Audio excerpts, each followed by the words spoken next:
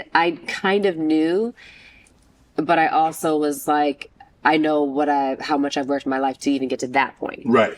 But the discrepancy is a discrepancy, and it actually disappoints me that people have, you know, made fun of Taraji or whoever, like crying and saying because it's not right.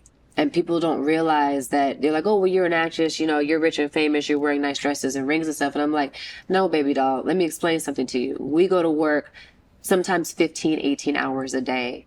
And the energy, the work that we do, the giving that we give of ourselves, everything around it is a lot of work. And then not just that, you walk out of the house and you work a lot more just walking down the street or doing press for a project. And you see people and athletes, whatever, is getting paid what they get paid for their talent and their work ethic and everything they bring to the table. Why do Black actresses not deserve that? And we are working very, very, very hard. I've worked hard my entire life.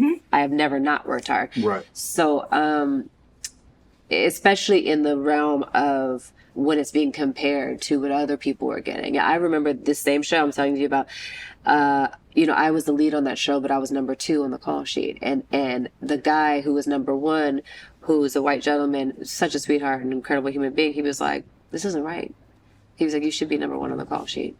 And I was like, yeah, no, you know, but it's just, there's so much of that people have to speak up. And, you know, and it's unfortunate that they have to be somewhat of a martyr for people to start paying attention. Right. And then it's like, okay, don't just pay attention. Y'all do something about it. Right. You know what I'm saying? And so, yeah, it is a big thing, and it's really not right. And it's really not cool.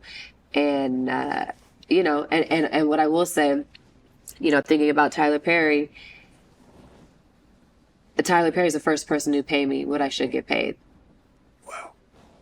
First person. And did not blink an eye. You know, he said, how much do you want? I said, let me talk to my team, you know, really quick.